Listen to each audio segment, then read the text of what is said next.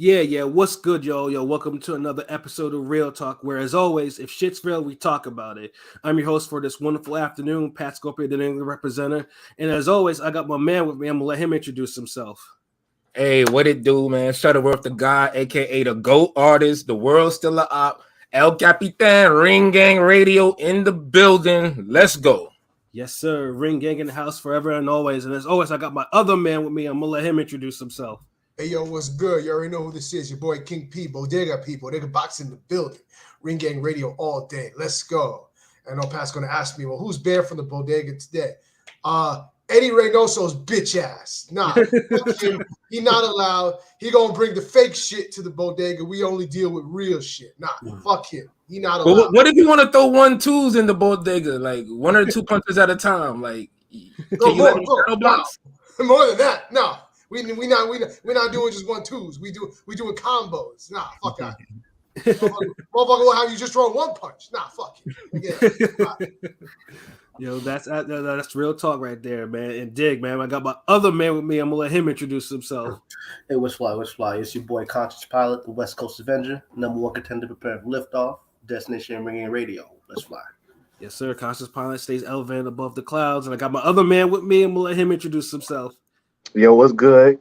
You already know who the fuck it is. It's your boy Rome, top 5 in the building. Chicago's on. Chicago stand up. Ring Gang, we here. Another interview. We back to back with him. You already know how we do. That's what it is. Rome top 5 AK Chicago win because he leaves these dudes in the breeze. And last, but certainly not least, man, our special guest, for today, man, I'm gonna let him introduce himself. What's up, everybody? Adam Lopez here. Thank y'all for having me. Ring Gang Radio. It was a pleasure meeting Pat over there in my last fight, and it's a blessing to be here talking to y'all. Yeah, salute, man. Yes, and sir. if you don't know who Adam BluNose Lopez is, you better get familiar, man. Because, like I said, like among us, man, when we hear that Adam Lopez is on a card, we're like, oh shit, that's gonna be the fight of the night right there, or fight of the year candidate. That's real because dude has that spirit in him. He has that fighting spirit in him, man. He'll go in there and scrap. Doesn't matter who they are or what they are, man. And that's what actually got all of our attention, man. Especially because now, he has a prime co-main spot on the Devin Haney Vasil Lomachenko card. That's in 2 weeks. Adam Lopez, he'll be having his long-awaited rematch with one Oscar Valdez, man, and we'll definitely get more into that particular the first fight and his thoughts on that and the rematch and everything like that, man. But yeah, let's get into some questions, man. First of all, man, how did you get into boxing, Adam? Boxing has always been a part of my childhood. My father was a fighter. He was a silver medalist in the 1984 Olympics. He had about 50 professional fights. He fought for 2 world titles. He always came up short on him, but he was always on that B side. He came up tough. So boxing as a kid, it was always something that was a part of my childhood. I always remember going to the gym with him, watching him spar, watching him train. So I remember as a kid, I was in the gym trying to reach up and swing and hit the heavy bag. Word. It was just something that I always wanted to do. I've always wanted to do it. My dad would tell me stories. When he'd watch me, he said he'd see me shadow boxing in the mirror and just have a serious face on. And, it was something I always wanted to do. My mother never wanted me to do it. So she always pushed me to different sports. So I played about every single sport you could think of. But boxing was always something that I had deep in my heart that I knew when I was old enough, I was going to be doing it. Okay, that's what it is, man. Because I got a quick question. Like, I know you. So I could tell how you fight. Like, you're athletic. Like, I could tell like you play other sports or have in the past. What's the mistress sport? What's the second sport that kind of got your heart, but but she don't boxing is the first love. Like, what's the one the other sport that you would say you're best at? Boxing? I was very in love with football. In high school, I was playing football like crazy. I was always very small on the field, but I wasn't scared of no size on there. Like I would. Yeah, I can see you just reckless. What position?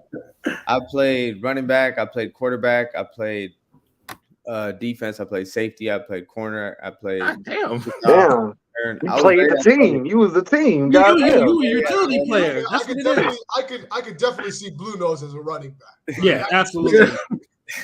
I was very Did you athletic. coach too? I worked very hard. Always in practice. I always made sure I was the first one done with the sprints and the runs. Like I was always pushing myself past everybody on the team. So I earned my spots. You know, whenever I was on the field, I definitely earned it. And football really showed me a lot of hard work, and it definitely translated into boxing. You know, work very hard, you get what you want. Football and basketball too. I really like playing basketball, but that was more like street ball, like on the park and shit. Like I go play with the homies, like play ball till the lights turn off, you know. But yeah, basketball and football were definitely they definitely got my heart too. Okay, another important question, man. Who's your favorite football team, man? This is very important. Honestly, I haven't watched football since I used to play it, so I can't even call it. What was your team though? I was a Colts fan back when Peyton Manning was on the team. Okay. Man, fuck the Colts, man. I mean, they were hard back then, man. You know, they had Murder Marv and everything. That was the team. That was the team that beat my Bears in the Super Bowl. Fuck them. Yeah, now I can't even call it. I don't even really know who's playing no more. Once I stopped playing football, I stopped watching football. So I can't even call it. Boxing just took over for him. Yeah, and boxing's better, man. He made the right choice. Boxing is better though. From everything he said, it was destined. It was in his blood. Like, yeah, it had to happen. So it was the only way. Yes, but of course, if you had to pick a team, though, just always pick the Eagles. Never, I mean, no other team. This guy.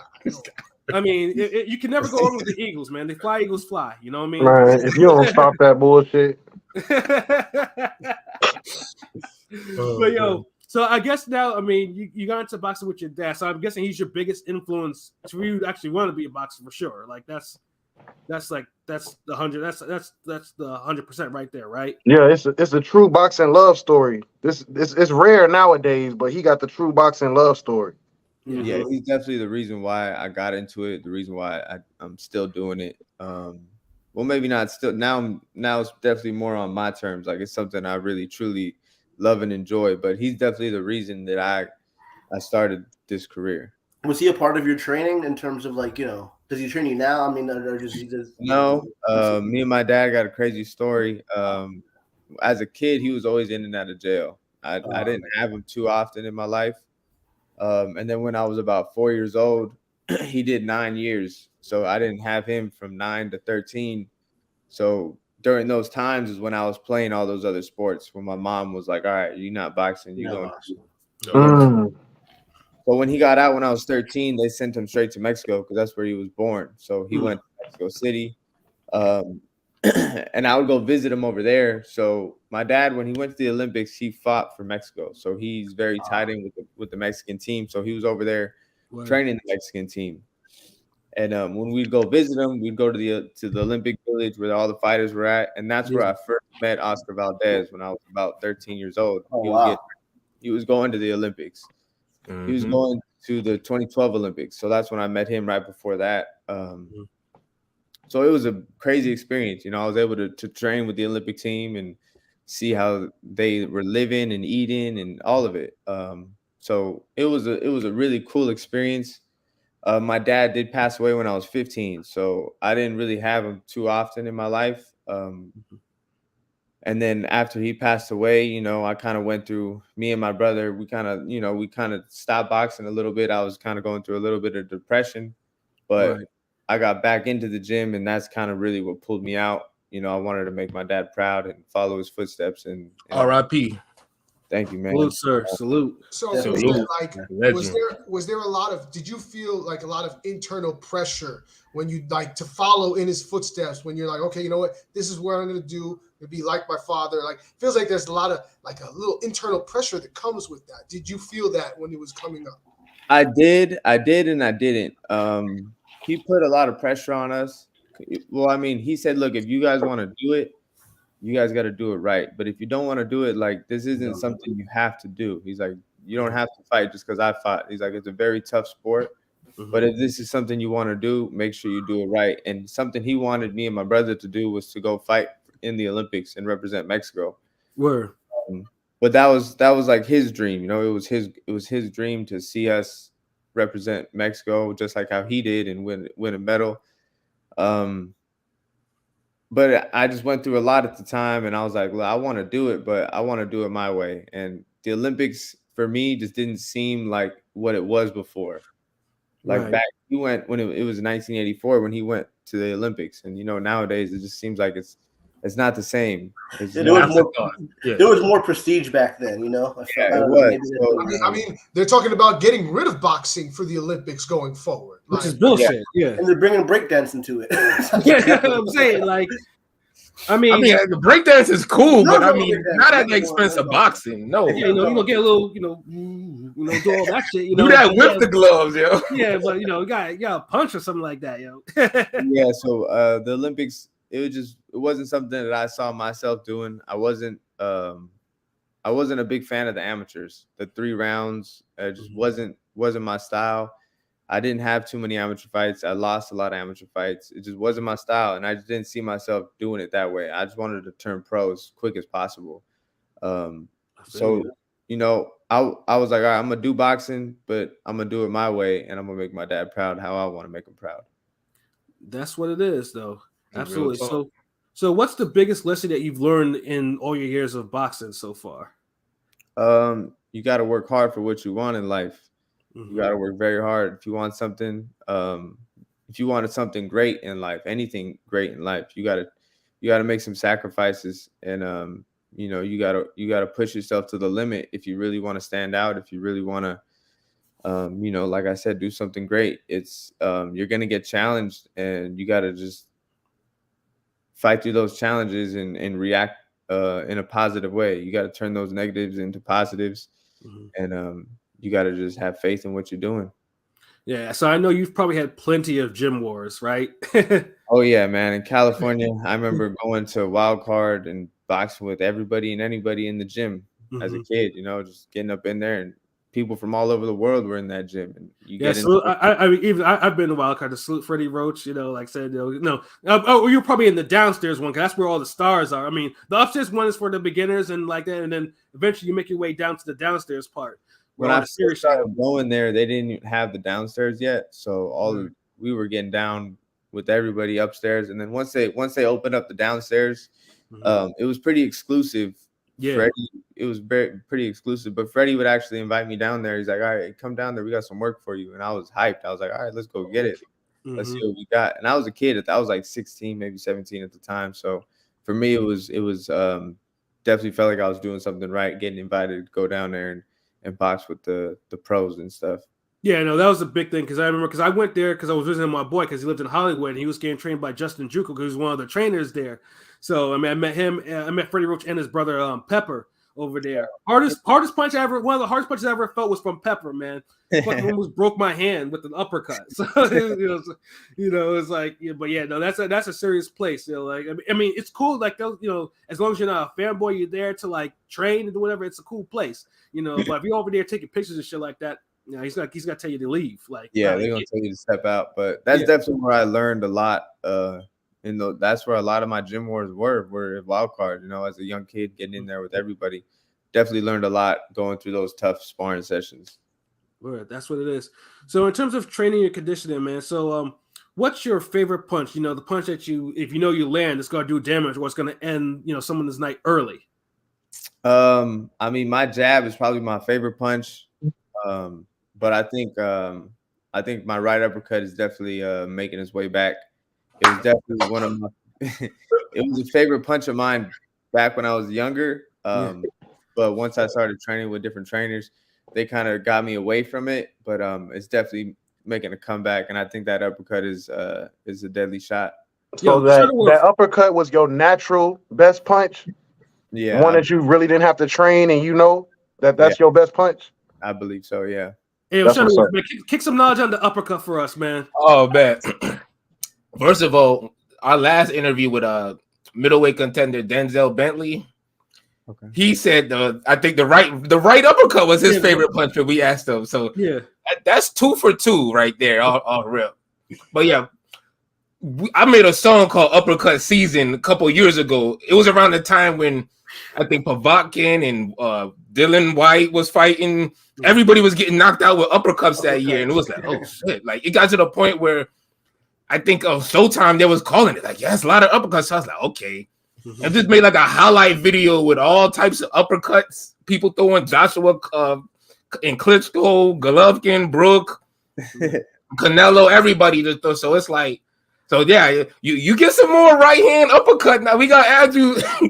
You send me some right hand uppercut clips, yo, because that's dope, man. I always thought, me personally, watching you fight, I thought it was your left hook, but that's why I always like to ask the question, because I never would have thought the right uppercut, but now I'm like, yeah. Like you said, because I think before it looked like for a minute the uppercut, as you mentioned before, was being phased out because most people were in love more or less with like Floyd, because Floyd really influenced a lot of fighters to change their styles from being less offensive to be more defensive response. Not that there's anything wrong with that, but the way that Floyd fights is that everyone was trying to fight. You know, it's either try to use the shell. Or try to use or try to pot shot, or try to use like one punch at a time, not throwing hook off the jab. Yeah, you saw a lot of lead rights, but you weren't seeing uppercuts like that. Like Anthony Joshua kind of low key brought the uppercut back a little bit. Like Canelo too, but yeah, like Jamal tried a little bit, had some nice ones. Yeah. Damn, yeah. But it was just sporadic. Like Tank up there too. But it was just one time where everybody just came out with. I think Leo Santa Cruz and Tank was the same year, right? That was I think that was the same year. Same year. So everybody was getting hit with uppercuts. Tank versus Leo Santa Cruz was 2020 because that was in the 2020. Yeah, that was in the pandemic. So same as White and Povetkin, right? Yeah, it was. Okay, yeah. So there was a whole season of uppercuts. 2020 was the year, I'm pretty sure. 2020. It started 2020 with all the uppercuts. It just kept going. So yeah. Yeah, so that's where we were like, when you said uppercut, you said the $1 million word. Like, we love uppercuts here. So yeah, you gotta make sure you land some uppercuts in your next fight. You know. Oh yeah, I got you on that for sure. Now, in terms of your workout, man, what's your favorite type of workout? Like heavy bag, double end, speed bag, mitts, roping? Like, what do you like? Sparring, you can't get nothing better than sparring. You know, that's the best thing, I think. I mean that you have that spirit. I mean, you and James Toney had that spirit. You know, same deal. It's fun, you know. You get up in there and you get to challenge yourself. You got to challenge yourself with the guy in front of you, and you get to test out your skills, and you get to work on things. And there ain't nothing better than sparring. Nothing beats sparring. But I mean, mitt work's always fun too. Bag work's cool. I mean, I enjoy it all, but ain't nothing like that sparring day when you wake up and you're like, all right, I gotta go beat someone up today. That's that spirit. You got that spirit. That's what I'm talking about. How often in camp do you usually like to spar? Like, do you have a set limit or just like a however much? How much? We do 3 days a week: Monday, Wednesday, Friday. Yeah. Okay, that's what it is. Yeah, I mean, I for some reason I can tell you, you're definitely a sparrer because, like I said, I mean, there's no better way to stay sharp than sparring. I'm not saying. Exactly, because you gotta practice getting hit. You gotta practice throwing your punches. That's the best way to do it. Honestly, it's like playing ball, like playing basketball. You know, right? You can't just sit there and dribble back and forth. Scrimmages all day. You know, I mean, right?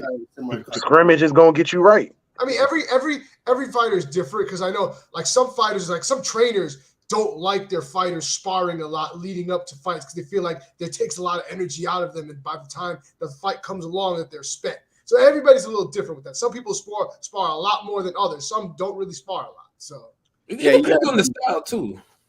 Yeah, I'm sorry. No, you good. Yeah, you got to know your fighter. I mean, if you got a fighter who gets hit a lot, then yeah, you probably don't want him sparring too much because he's gonna take too much damage in the gym and they ain't gonna be ready for the fight. But if you got a fighter who got defense and who got a good jab, then he'll be okay. He can fight and make it smart. Yeah, exactly. Test the defense. Yeah, because I know for sure. Because I know California. Because I remember watching hearing Sergio Mora talk about his sparring sessions and stuff like that. And I know y'all in the West Coast, some of y'all really have some real gym wars. I know he kept on mentioning about Margarito and Angulo and sparring and all that, and hit them sparring them, and how brutal those sparring sessions were. And then eventually that was the reason why both of them kind of fell apart and near the end of their careers because they took too much damage from sparring, among other things. So yeah, I get that. Yeah, because you have to learn how to spar the right amount, because else you lose your career. Where you don't need to lose your career. You know what I mean? So that's what it is. Yeah, you in there practicing on certain things. You know, you practicing on certain moves that you're gonna use for the fight, but you know, you don't want to get into no gym war. It's not worth it. You know, we ain't getting paid for no gym wars. We're there to practice. Right. Yeah, I mean, I know you've probably seen some messed up things like other pro fighters like, hey, you have a nice little jab over there. Why don't you come spar with me? Try that jab on me, and they end up brutalizing the kid. Like, I know you've seen a lot of that bullshit. Like, Damn, they be doing that. Yeah, they do. If I've seen shit like that, I know a pro fighter has seen shit like that. That's fucked up. For sure. I've seen people, definitely take advantage of some guys. Yeah. Yeah, guys and girls. I've seen it happen to both sexes. Like boxing, they be like, that's a nice uppercut. Come try that shit over here. Yeah. Hey, Creed. Hey, yo, Pat. Not to interrupt the floor, but I know we're getting like a lot of questions in the chat. I didn't know if you wanted to. Go ahead. Run through the chat real quick. Yeah, that's because because I don't want them to just pile up like. Of course, first of all, I salute my man Joshua O. Ring Gang with another one, and he says, "Hey, BluNose, when and why did you split with Buddy McGirt? Was his comments about not watching film a reason for it?" No, it had nothing to do about his comments about watching film. This happened back in, might have been 2 years now. It was about a month before I fought this kid Adán Ochoa. I think we just weren't seeing eye to eye on certain things, and he felt like I was taking my assistant coach's side on certain things. And he didn't. I get it. Like, Buddy's getting older, and he ain't gonna argue with you. He's not gonna go back and forth with you. Right. But, it was kind of just a misunderstanding. Like, for me, like if you tell me to do something and I feel something, if I feel like it might work this way and he feels like it works this way, I'm gonna want to sit down and communicate, and I want to see your perspective. I want to be able to talk about it, and let's get on the same page. And in times where we have disagreements, and we'll be able to sit and we'll talk about it, and I'll be like, okay, I get why you're saying that. This is why I'm saying this, and we'll hash it out, and boom, we'll keep it moving. But I think it just got to a point where he kind of was like, look, if you ain't gonna listen to my way, then shit, go train with him, because old nigga stuck in his ways type of shit. I mean, yeah. It was, but I get it. I'm not stressing about it. It happened for a reason. I got mad love for Buddy. We still cool to this day. He calls me all the time. He checks on me. He's in the gym still with me. That's what's up.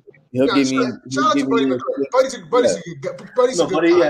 Buddy's a good guy. Salute Buddy. I know someone that knows him personally. Like, Buddy's a really good guy. No, he's a very good trainer. So, he was a great fighter too. Like, people forget that. Like, he coming from a space of him being a good level boxer too. So yeah, he was an amazing. He won a championship, I think, right? Or he won a belt. I'm pretty sure he won 2. Yeah, he was a come on, bro. Yeah, he's a. I mean, he's a Hall of Famer. He's a Hall of Famer. Like, yeah, he got 2 fights with R.I.P. Sweet Pea. You know what I mean? Oh yeah, he fought Sweet Pea too. Yeah, but Buddy's a great dude. He's still like a father figure in my corner. He's just not in my corner for the fights, but he definitely still in the gym with me. And he's still making sure I'm on my shit. He's watching me and making sure I'm doing what I got to do. And he always gives me tips. Like, hey, do this when you sparring, do that, and but everything happened for a reason, and I'm happy with where I'm at right now. That's what it is. I appreciate that answer. Like that was just mad respectful, and I like how both y'all still had that relationship. Yeah, and it wasn't on no animosity, no hating shit. Where he's on some like, yeah, fuck, dude. You didn't want to listen to me, like lose. Nah, he's still dropping gems, calling you, interacting, like still wishing you good. So I love to hear shit like that because in boxing, it's so cutthroat. Nasty fallouts. You get nasty fallouts, it seems, right? Yeah. So that's still good. That's good to hear. Yeah, no, we still cool. I still got mad love for him. We still real good. And then I got another question from him. Joshua is like, what are your interactions with the with the GOAT middleweight Janabek, Kazakh style? Are you in charge of his Twitter account? You be having jokes, right? Joshua? I think that's his brother is running all of his social media. Johnny Beck, he's not really big on any of that stuff. He stays away from it. But Johnny Beck's, man, he's one of the best for sure, man. I call him the Bruce Lee of boxing because he's just so in tune with himself and he's so sick in there, man. I could watch him shadow box all day if I had to. Like he's really like it's like an art to him, and you could tell like he's really just flowing. He's just flowing in there, and it's a beautiful thing to watch. I definitely think he's a problem at 160. Definitely a problem.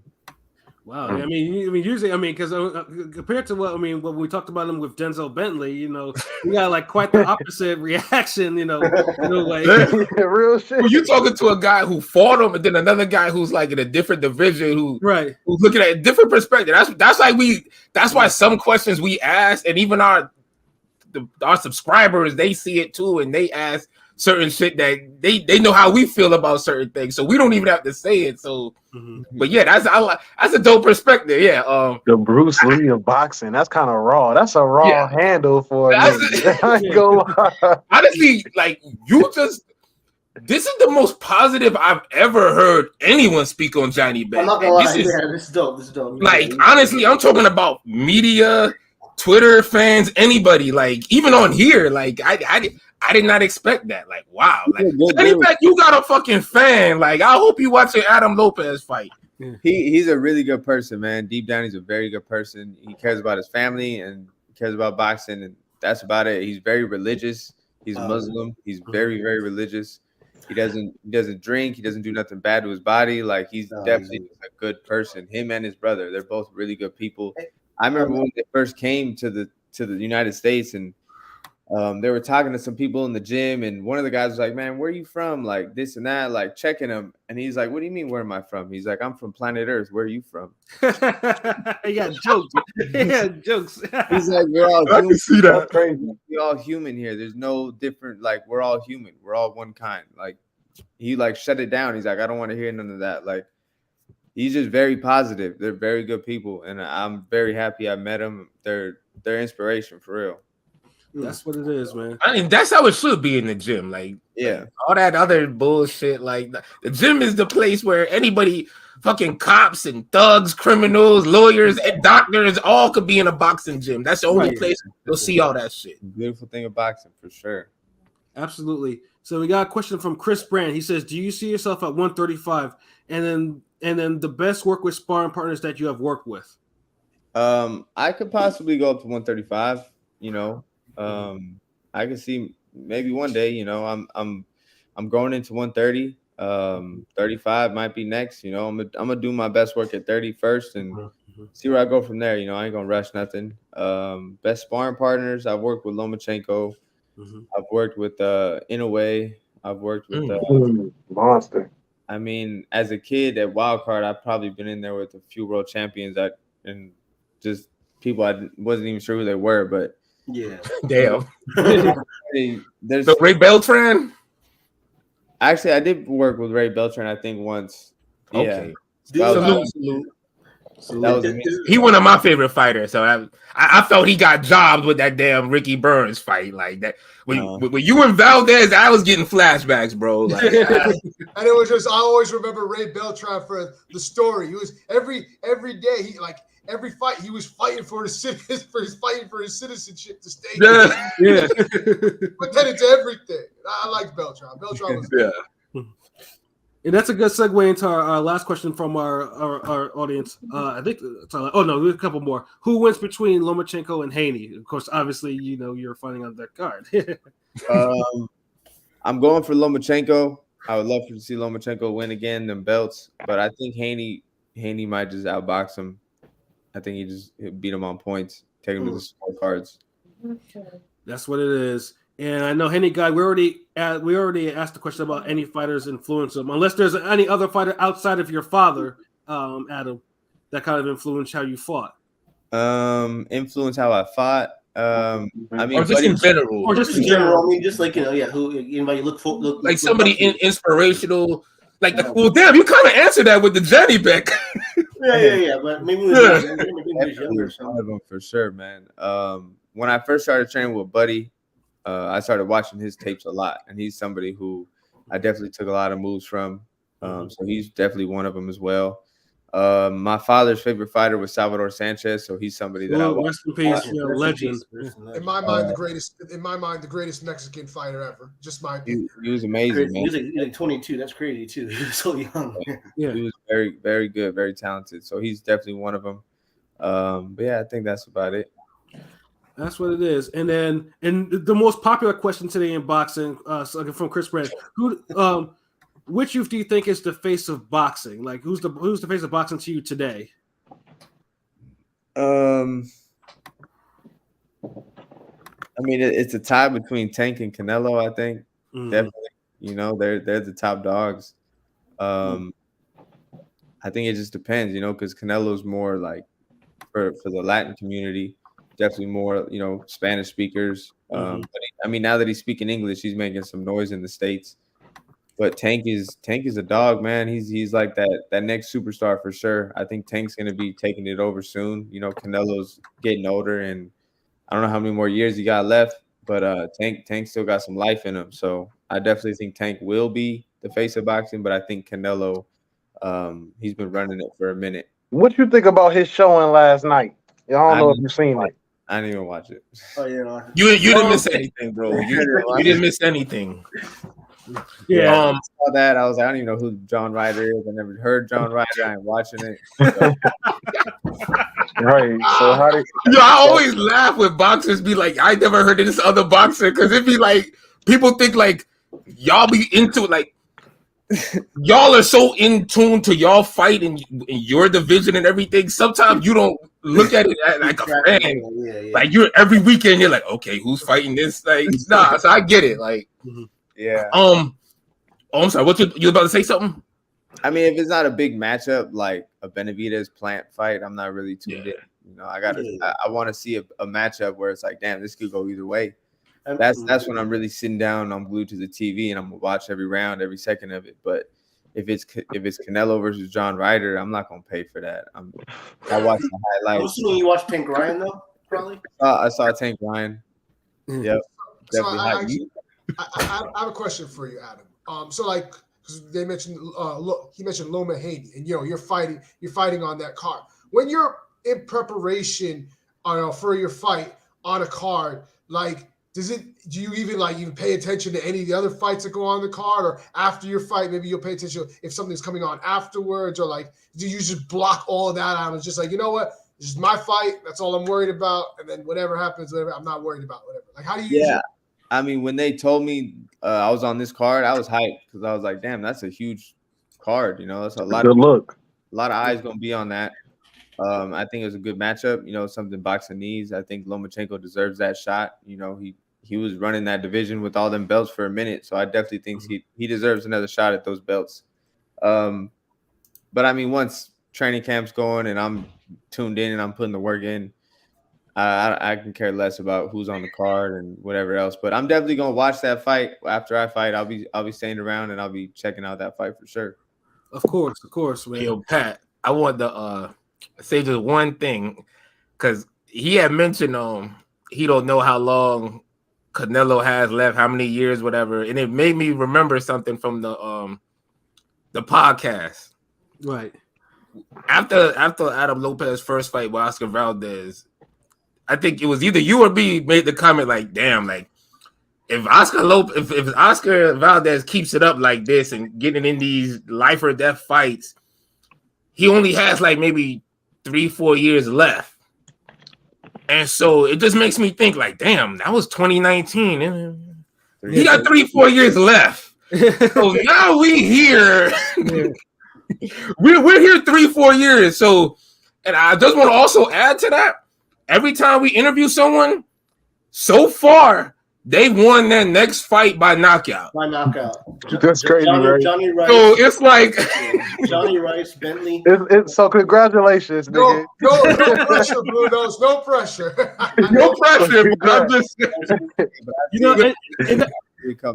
and that's a good segue into, of course, the Oscar Valdez topic. And that's because I know, like, we all saw the fight, and this is where Adam Lopez. I mean, if you watch the top undercards before that, he was lining them up on the undercards, but this was the one that got him the attention. Now, first of all, I mean, you guys were following in the first fight, you and Valdez falling that ridiculous war with Teixeira and Adames. Like that was a bloodbath. And then you saw Frampton, and then Frampton gives that poor kid a lesson. So I'm like, okay, and then you're coming up. I think were you like a last minute replacement or you? Yeah, yeah. I was on the undercard, but then his opponent came in, I think like 11 pounds heavy. So yeah, I remember that. Yeah, Damn. For a new. Yeah, I was. He forgot he had to fight. What the fuck happened? He didn't even care about the weight. That motherfucker just came in and just jumped on the scale. But, something Valdez had them Scott Quigg flashbacks. Was like, nah, get him out of here. This man left Wendy's. Fuck Was that. like, oh shit, I gotta weigh in. Hold on. Yeah, I was tripping. Like they said, he got there and he was the same weight the week before, and he didn't lose a pound, so he just didn't really care about making weight. But I mean, that's something you don't see. You might see someone miss weight by like 2-3 pounds, you know. But 11 pounds, it's like you really don't care. Yeah, you gave That's Zerto type shit. Try. But shit, it gave me that opportunity of a lifetime. I was on the the undercard, and you know when they offered the fight, I said, "Yo, I can beat this guy. Let's do it." And it looked like you were about to, because that second round when you dropped, dude, and like I see that, I think these guys saw it live. Me, I was at a strip club because I didn't think it was gonna be. I didn't think it was gonna be that competitive because it was Valdez at the time. You have to forgive me, Adam. Yeah, so I was at the strip club lighting it up, over there. But then I'm looking at my phone and I'm like, Teixeira won a belt, nice. And I'm like, Valdez got dropped again. And then, y'all stole the show that night. And then I go home. I go on the ESPN Plus. I'm looking. I was like, oh damn! That shit. I was like, you putting your foot in Valdez's ass for a good part of that fight. Like that was no cap or anything. Like that. I was like, god damn! Like you dropped him in the second round, and Valdez was like looking like, what the fuck happened? Yeah. You was out boxing him, out fighting him, just back and forth. Like I was impressed. Like I was like, yo, shit, like. Yeah, this dude got it. He next, like, and this is the thing. Like, I don't want us to seem like we're shitting on Valdez, like we don't respect him. Or Valdez is quality, like he's good, like, and I would never disrespecting him would be disrespecting you in a way. Like, nah, Valdez is definitely quality. Yeah. We all picked Burchell to beat him. Yeah. So when he came with that knockout, we was like, oh shit. Yeah, like we were just like we had to give him because the thing is Valdez is good, but he's one of those guys, he has the skills and talent to win fights by like 117, 111, 118, 110.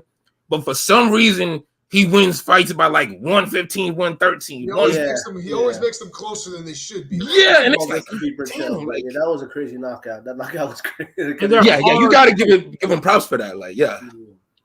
So he kind of bounced back, but then it's like he back into the tough fights.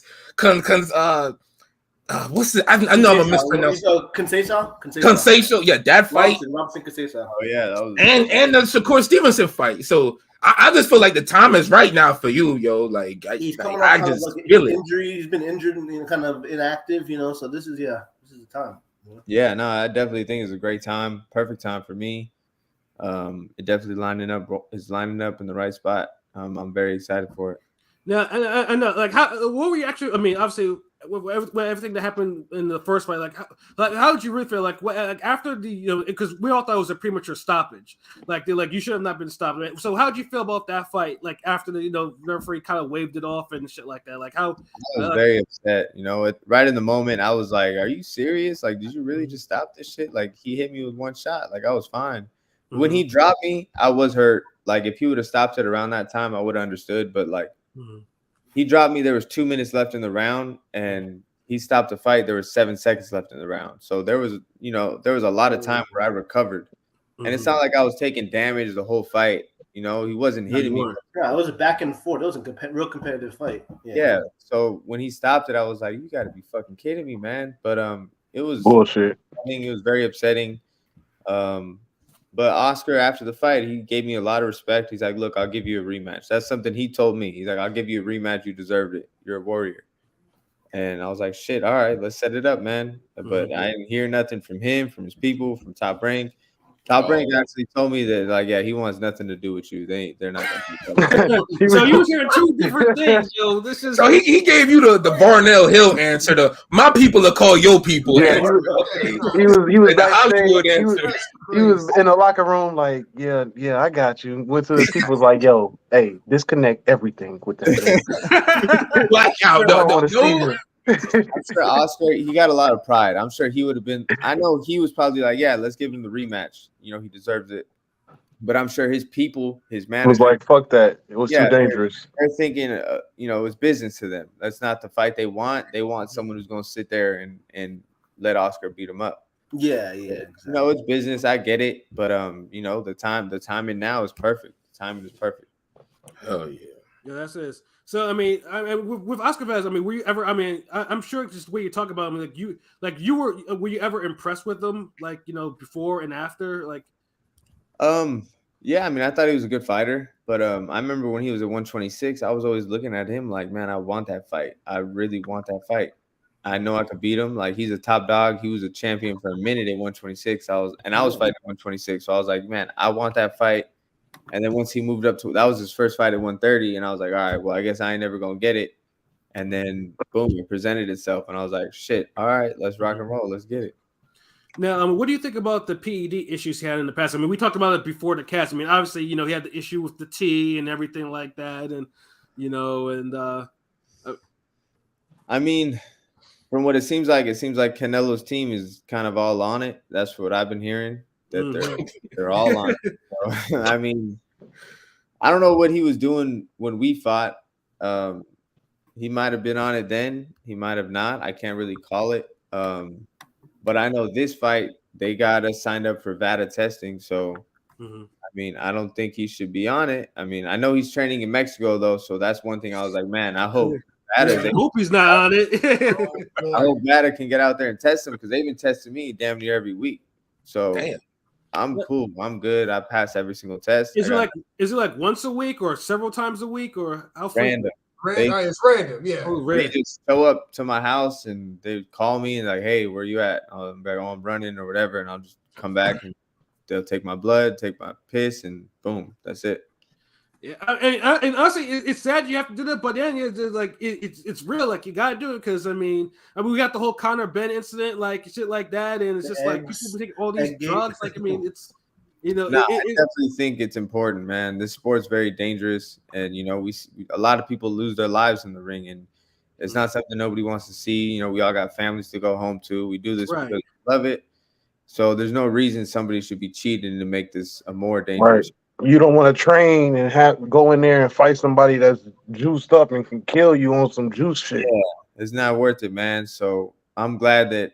I mean, I'll do VADA testing every fight if I had to. You know, it's not a problem for me. I don't mess around with no drugs like that, like nothing. I'm completely natural, everything. You a real warrior. I don't need them imitators out here and shit. Yeah, I don't need none of that. Yeah, no Game Shark, no cheat codes.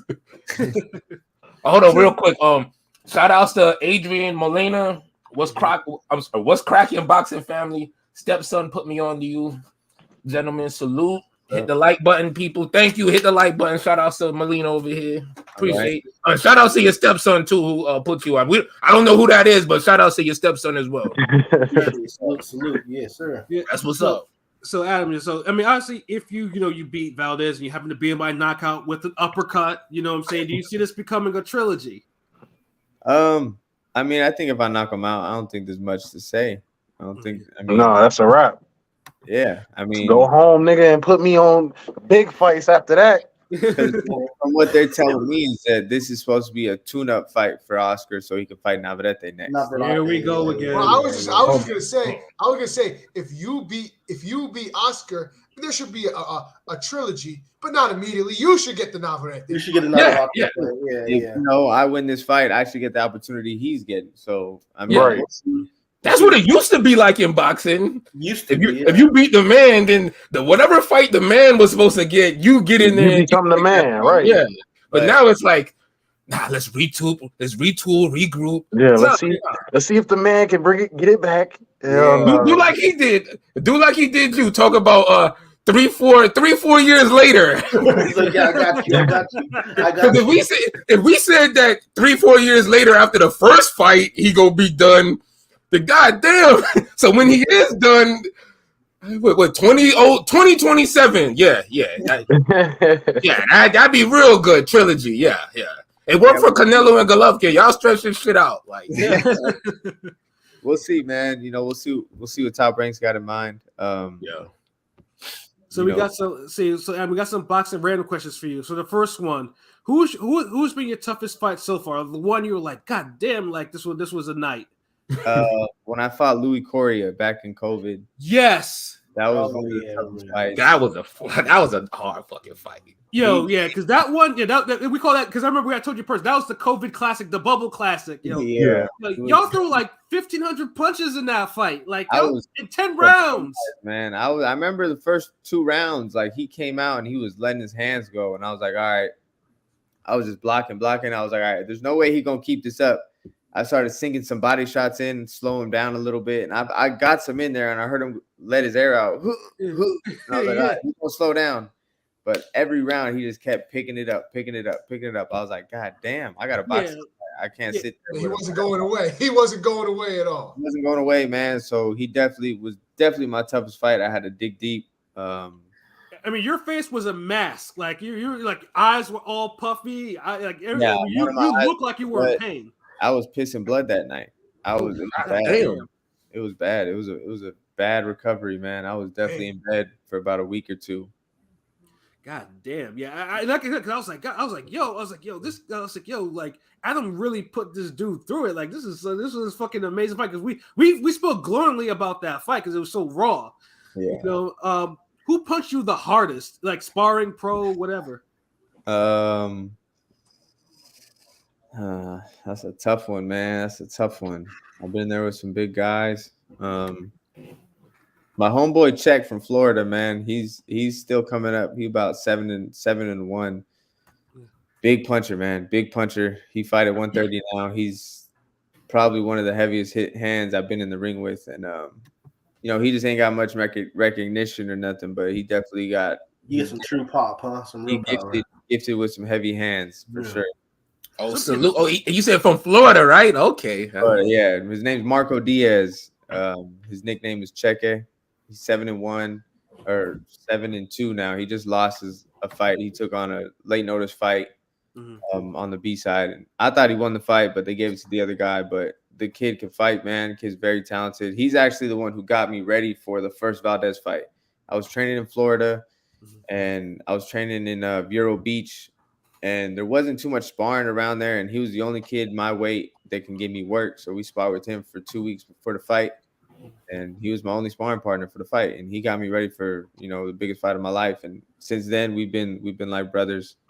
He's lived with me for a year before, a year or 2. He came to Cali. I was trying to get him on with my people, just helping him out. He helped me out, so I definitely put him in position to get his career on track. Sure. So yeah, we'll definitely look out for him too. Like he goes, if you're co-signing him as a hard puncher or whatever, then then we need to we'll try to pay attention to him, man. We need to get. I gotta see his fights because if you say somebody the hardest puncher, then I know like it ain't no cap. Like yo, Pilot, you doing a silhouette challenge, nigga? What the fuck is you doing? I'm just like, yo. I'm like, yo, who is that dark, creepy figure at the top? Probably be trying to, be in the dark to see the light. You did. I just wish the light was a little bit more, Okay, yeah, light. There he is. It's kind of bright in here. You know what I'm saying? Don't mind me. And so, Adam, who had the best defense? Like someone who you really tried to hit clean, but you really couldn't. Let me see. Best defense. I've been in there with some guys with some good defense. Someone that comes to mind is this kid out in San Diego. His name's Austin Brooks. I think he's about 8-0, 9-0 or something. Southpaw. Salute. Very slick southpaw. He's a white boy too, man, but that motherfucker got some skills. He got some southpaw white. Slick. He got that little Kawasaki in him. Yeah, he got some defense. He got some beautiful counters. Austin Brooks. Look out for him as well. You know, he's a good one. I've heard that name before. He's coming up. He's doing good. I think he's fought on top ranked cards maybe like twice. Yeah, but that name sounds familiar to me. I've heard that name. Yeah, I've heard that name. I swear. Yeah, he's slick. He's nice. He got some good style to him. Speaking of like Top Rank, are you like I don't know if you're with Top Rank. You always fight there, but is the community of the fighters pretty tight knit for the most part in terms of Top Rank fighters? Or because you mentioned Janabek earlier, so I'm just wondering if that's with other fighters too. It seems like they got like their little cliques. I'm not really too involved with all of them, but okay. Yeah, like a high school gym, like high school thing. Like I've never even been to the Top Rank gym before, but I always see flooded up in there. All their guys are up in there. I was like, I didn't get the invitation. I ain't tripping. Yeah, and like I said, because I remember when I was up in Turning Stone, like like all the fighters were all in the restaurant area and the casino area, and all of them were like very clicky. I mean, all of them were cool. Well, except for Guido Vianello, his people stare me the fuck down because, like they were like, what the fuck do you want? Like everyone else was like pretty accommodating and friendly, but yeah, they were just daggers. So like they didn't want to deal with me at all. So I mean, you saw him on a bad night, though. I mean, yeah, I'm sure though, but I'm like, hey, I just wanted to say congrats on the fight. His peoples were just like, and they were smaller than me too, because I'm a big guy, so it's like. And Guido's a bigger guy, so it's like I think Guido's the one that kind of calmed it down. It's like, yeah, cool, like, say congrats and took a selfie. But the other ones were just like, get the fuck out of here. No, I can definitely see that though. Who's the fastest person you've ever had to deal with in the ring? The fastest. Somebody you couldn't catch up to. Somebody was just too quick with their hands. I mean, he's on a lot of people. Like, yeah. In a way, it was pretty quick. He was definitely very quick feet, very quick hands. That was one thing he definitely had. Was his feet were actually, I think, faster than his hands. He was able to get in and out. And I can see it, and that's part of the reason why people are like women. They look and say, "Women, what the fuck is this?" And then they get hit with some shit that they don't expect, and and of course, Monster carries his power or something crazy. Like he's a compact puncher, so like if they pay attention to the feet, they don't see what his hands is doing, and that's why you see them all on the canvas like hurt as shit. I'm kind of glad you mentioned Inoue as far as winning it, because first of all, I appreciate all your answers. Because I like how you shining light on other fighters that people may not know of. Because you fought so many known fighters and world-class guys. Yeah. So just to mention these guys, it's a good look. He's a true student. He studies the game well. Yeah, and then I see you bring it back with Inoue, and you don't hear, like me personally, I know I've been following Inoue beginning of his career. Like he was early on the Inoue. Like, early on, like I'm talking about when he was on the undercards for Chocolatito, like them shits. Yeah. So he always had a quick hands, quick feet. Like he had a little Sugar Ray Leonard in him, to me personally. But a lot of people they're so captivated by the power that they don't mention that the hands are quick and the feet are quick. Like he really, it's not like Pacquiao darting in and out. It's more subtle. It's cleaner. It's cleaner to me than Pacquiao's. Yeah, because Pacquiao is so erratic. Like fidgety. Yeah, but Pacquiao shit look beautiful too against the right people. Like Claudia, Pacquiao shit look real beautiful, and it look all. Wow. But in a way, I'm glad someone else sees that dude is quick. Like, because you don't really see that spoken up about him. So that's all. Yeah, and Adam, real quick, since we are on the topic, I know you fought Fulton, gave one of Stephen Fulton his toughest fights, and in a way, who do you think wins that one over the summer? I got it as a 50-50 fight. It is 50-50. It's a close fight. Fulton, people be counting him out, but he always shows up with something new, with something that people ain't seen before, and he got a bag in his toolkit. Yeah, definitely. He gets the job done. He does what he got to do to get the job done. He could fight inside. He could box outside. He could do a little of everything, and that's what makes a great fighter. Someone who could do everything really good. Yeah. For those who don't understand, Fulton was the one who eventually did take your zero. He wasn't the one that took your zero, but you gave him a hell of a fight, though. Like that's one thing. Fulton. I know Fulton is now has kind of raised his profile, but you have to realize this man here, Adam Lopez, gave him a hard fight. It was a majority decision. Majority decision, yeah. Yeah, it was a close fight. It was definitely a close fight. That was my last fight at 122. After that, I knew I couldn't make it no more. I gave up. That's what it is. Would that be a rematch you would be willing to explore one day? Hell yeah, I would love that fight. I would love that fight. But I mean, I know he's at 22. I don't think I can make 26 no more unless he. Nah, he gonna have to come up to you. Nah, good. You're gonna be able to call a little more shots after you KO Valdez. So exactly. So he's gonna have to come up to you. Like, I would love that fight. You know, I mean, I've told him too in the past. I was like, hey, bro, we gonna run it back one day. Watch. So we'll see. Yeah, and then I know another fight you need to run back to, and then maybe one day Isaac Dogboe, because that was another close fight, because that was the one that you had a hell of a late rally, like you had a real second gear, like Dogboe was in trouble, like that. I thought you almost knocked him out. Like I thought you was gonna like get him out of there. A lot of people don't even know it. That was like one of my worst weight cuts. That fight, like I missed weight the first time I jumped on the scale, and I had the NABF title at the time. I missed weight, and I was like, "Yo, that's it. I got nothing left. Fuck it. Like I'll fight at this weight."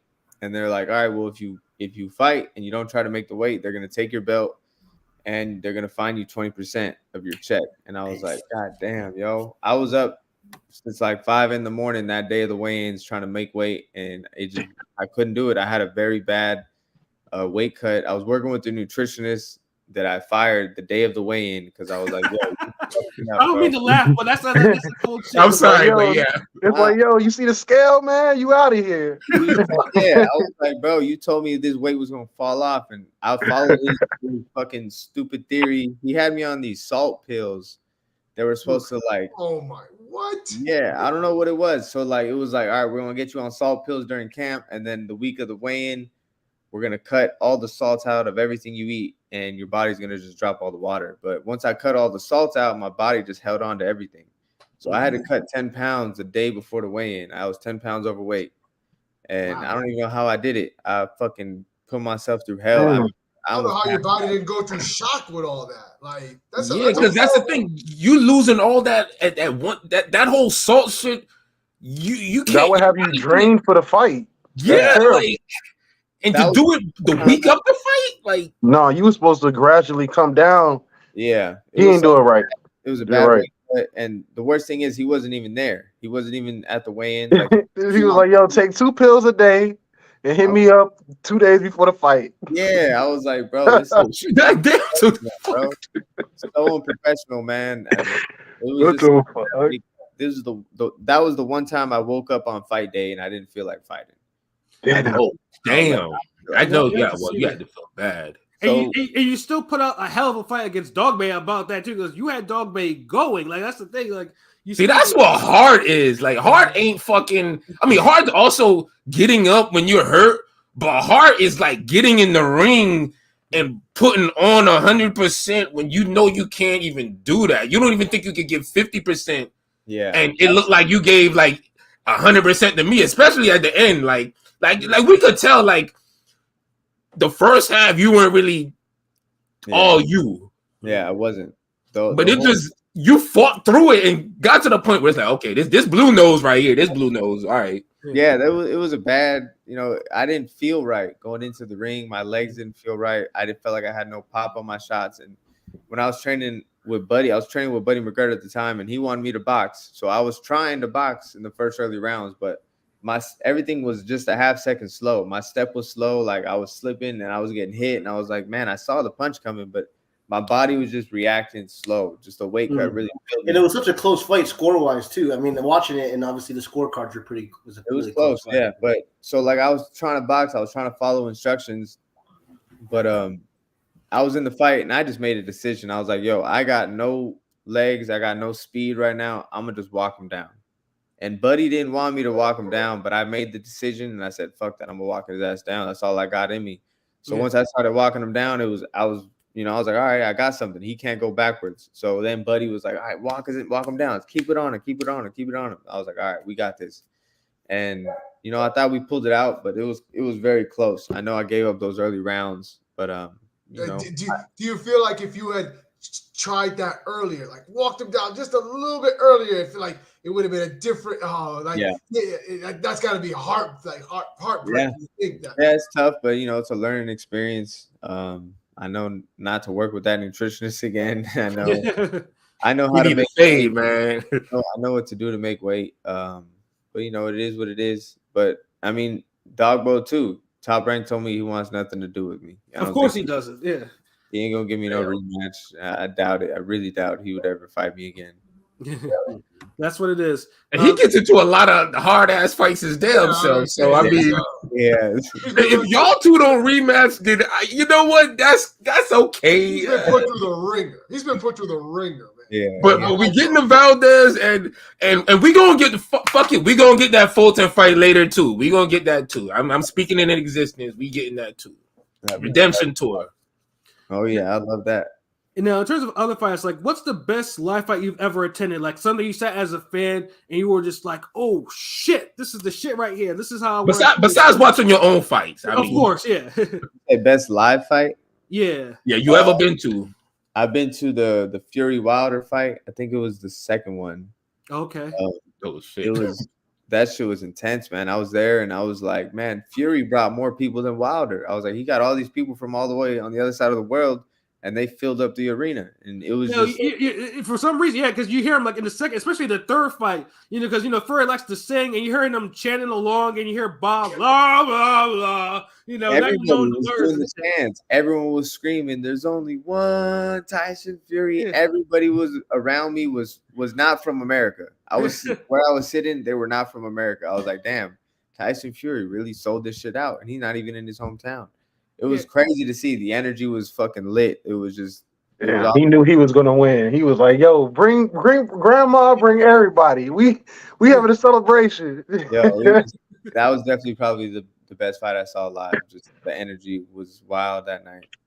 That's what it is. I mean, that was a one-sided ass fight, though. I mean, he dusted him. He dusted him in front of his peoples. That's crazy.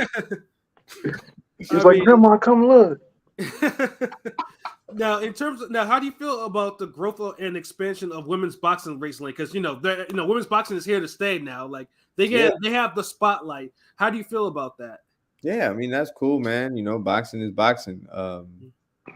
It's tough. It's a tough sport to get into. So for a woman to get in there and do it like a man's doing it, I can't do nothing but respect what they're doing. They're working hard. They putting the work in, and there's some great women fighters out there. Have you ever sparred one? Yeah, I boxed with some women fighters before. I boxed with Maricela Cornejo. Yeah. Oh, okay. I boxed with she don't fight no more. Her name's Lisa Porter. I boxed with another one, Elvina White. She trains with Buddy. Mm-hmm. I'm sure I boxed with a few other ones, but those are I boxed with another young amateur kid, Jaylene Del Cid. Mm-hmm. A few women fighters I've been in the ring with for sure. Now, have you seen them whoop some men's asses? Like, on some, you're a woman, you can't do nothing to me type of shit. Yeah, I've seen them land some good shots. I've seen it. They can fight. They work hard. They sure can. Have you met Mayor since y'all on Top Rank? I've been on so many. I've met her in person. But I haven't really spoke to her too much. But yeah, I've been in the room with her, spoke to her. Sometimes when we do the fighter meetings, she's sitting at the table and she's asking questions as well with the other commentators. Right. But yeah, I've met. What about Sinisha Estrada? I have met her before. I haven't sparred with her, but yeah, I've met her before. That's what it is. So, I know in your generation, did any of the current fighters, whether your generation or a little bit older, that are still fighting, like, anyone in particular that inspires you? Teofimo Lopez.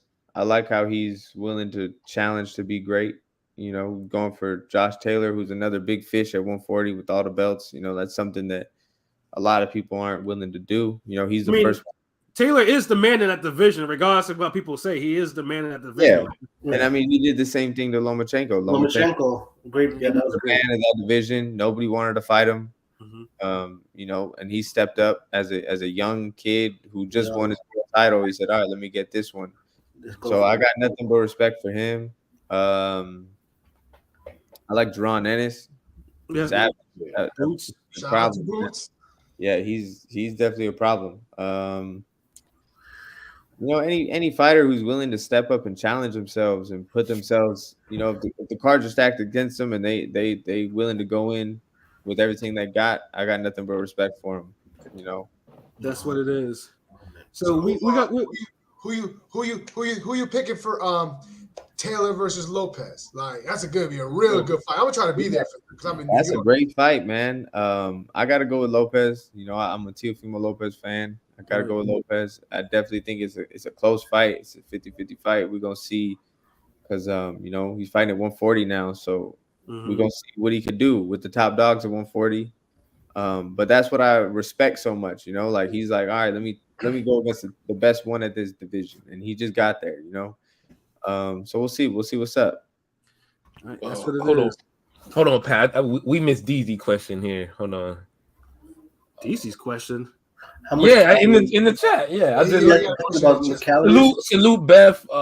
I see you in here. DZ. Shout out to DZ. How much calories do you eat, and what food do you eat when in training?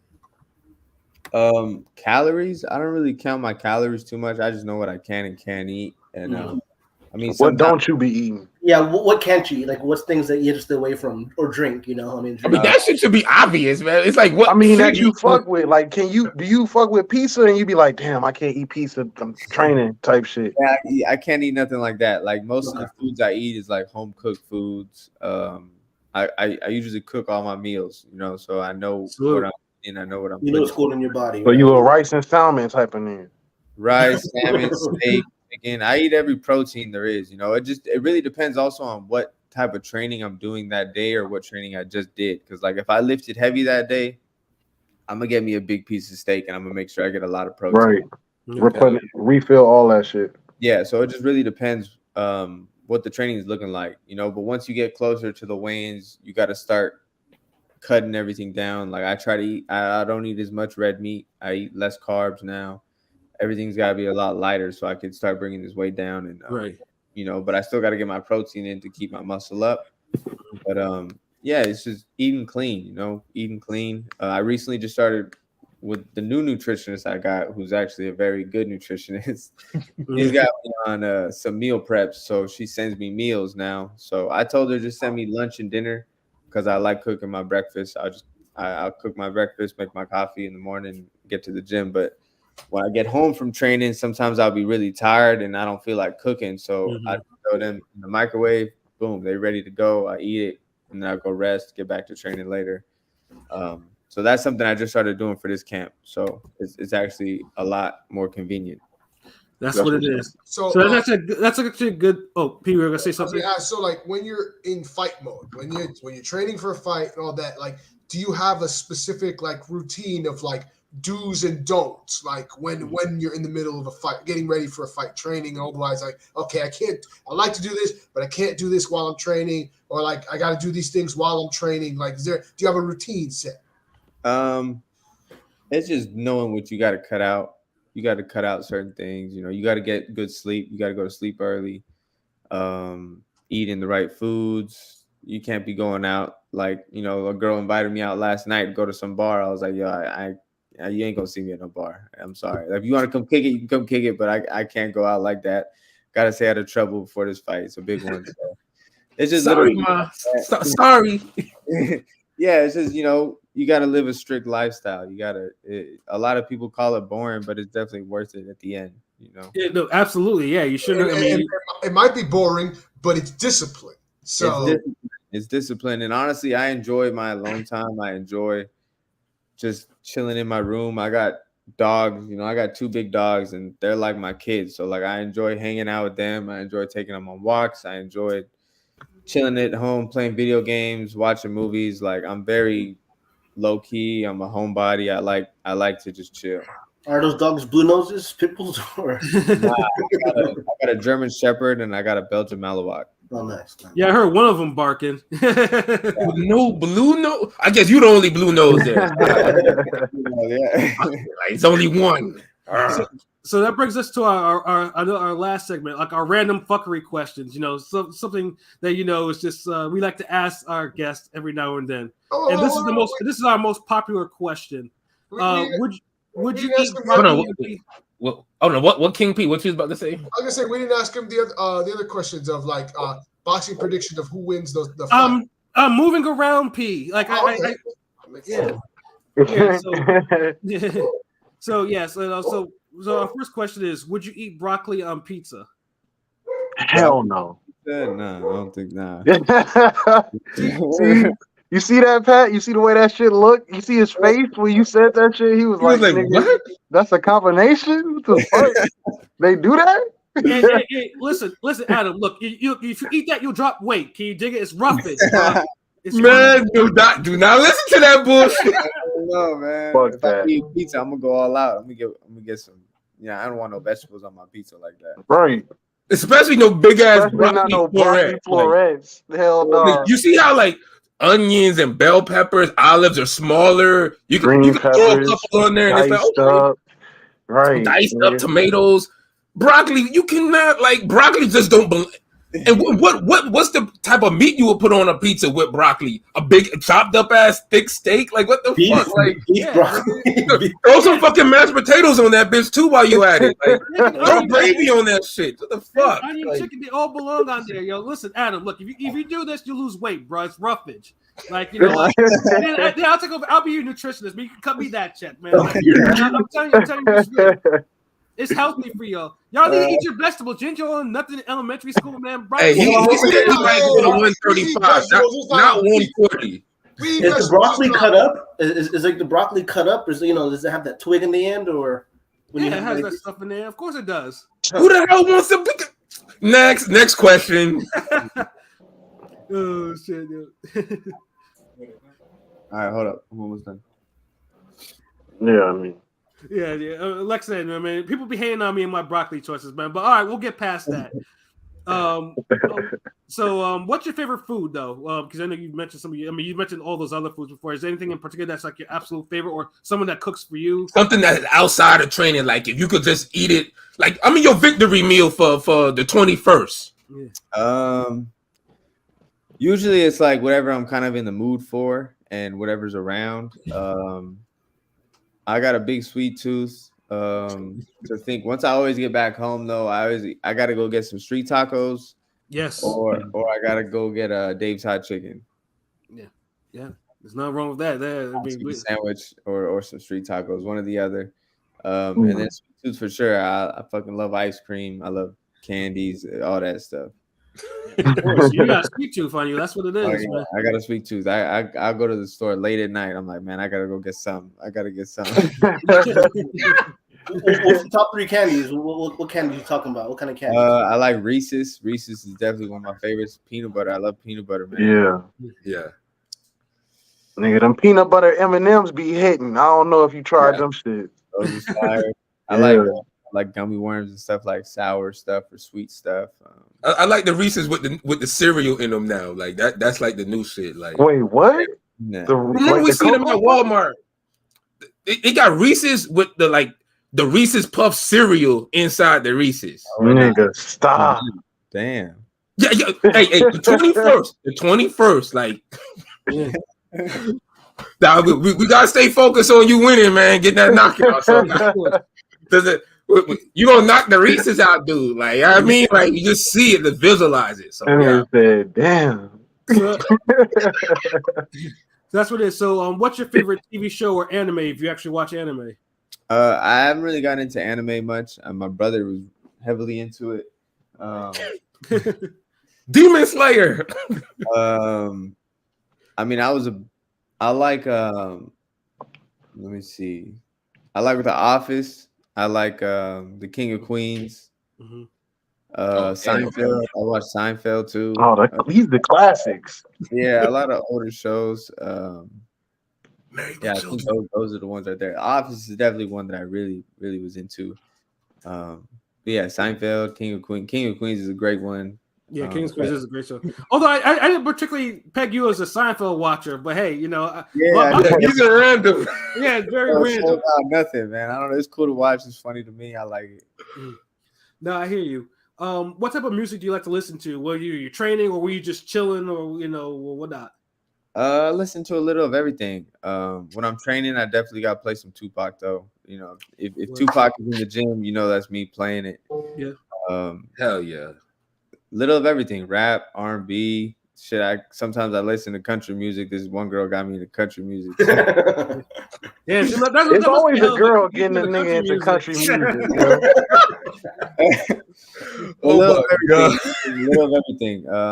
But definitely like when I'm home chilling, I like just cool, calm music like Mac Miller, something like low key, chill. And then when it's time to go hit the gym, I throw in my Tupac and Nipsey Hussle and get ready to go. True West Coast shit. True real West Coast shit. Yeah. West Coast for life. I can hear that. Did you happen to see any of the Creed movies or the new George Foreman movie that's out? I saw the first 2 Creed movies. I haven't seen the newest one, and I haven't seen the George Foreman movie, but I do. That is something I would like to go watch. What did you think of the first 2? At least the first 2 Creed movies. They were cool. Yeah, I thought they were pretty cool. They're good at like Hollywood boxing movies. But as far as a boxing movie, do you feel like they were good boxing movies? Not so much. Not right. For like boxing itself. No, you get it. Yeah, but for like Hollywood, like they did their thing with Hollywood. They captured what people want to see. But what's your boxing movie then? What's your boxing movie you put on? You be like, yeah, let me hit the gym. I don't really watch too many boxing movies. Really? No $1 Million Baby, no Rocky, no nothing? Nah, nothing. I mean, I've seen the Rocky movies. They cool. They hella cool. But yeah. So you got so much passion in your fight and so much action packed. He need his own movie. Like, yeah, you can have your own movie, like your own story. All of that shit is dope. Like real fucking talk. But I'm just I guess your life is so action packed. And your fights are so action-packed that when it's time to chill and watch movies, you just want some chill shit. Like, I get that. Like, I just try to make it make sense, man, because I'm picturing you be saying like, oh man, Terminator 2, Judgment Day, or it's like so. Yeah. True Lies. I don't know, like. Nah, yeah. Besides my fighting, man, I'm very calm, I'm very relaxed, very quiet, very to myself. That's what it is. And you mentioned you play video games. So what's your favorite boxing video game? Like, do you play any? Like, do you run some old ones back? Like every now and then? Or any game, man. Fight Night Champions. I was playing that heavy. Hell yeah. I really got into that one. But lately, I haven't played boxing game. I know they made a new one, but I haven't played it yet. I know it's on the PC. I don't think it's on like the consoles yet. No, it's on consoles because I remember because my man had it. I think it was on. Nah, that shit ain't on no console. It's on Steam. It's on some shit called Steam. Yeah, it wasn't on a PC, nigga. That's why I was like, I know what I saw, nigga. I told you about this. Man, Steam don't count, man. That's like streaming some bullshit, man. Yeah, like it's close enough, yo. But yeah, I haven't played any boxing. I mean, lately, no. I play Call of Duty. That's what I've been into lately. Oh, okay. That's that shit. Warzone or just regular multiplayer? Warzone. Oh, okay. Yeah. What you the team leader or you be the nigga that we gotta save? Oh hell no. I be putting my kills out. I be getting my kills there. Yeah. Okay. That's what's And then and now we get to the part of P1 and these are fuckery questions because these two things have been talked about so much and nothing's come of it.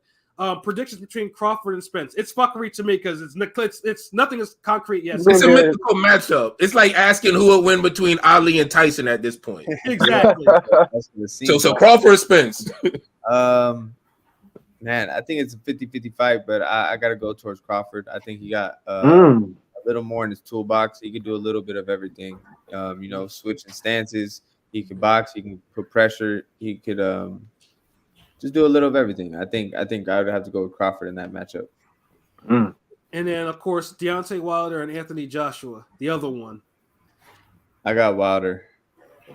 Oh, me too. I got Wilder. I think especially now. Like, now, I agree. Yeah.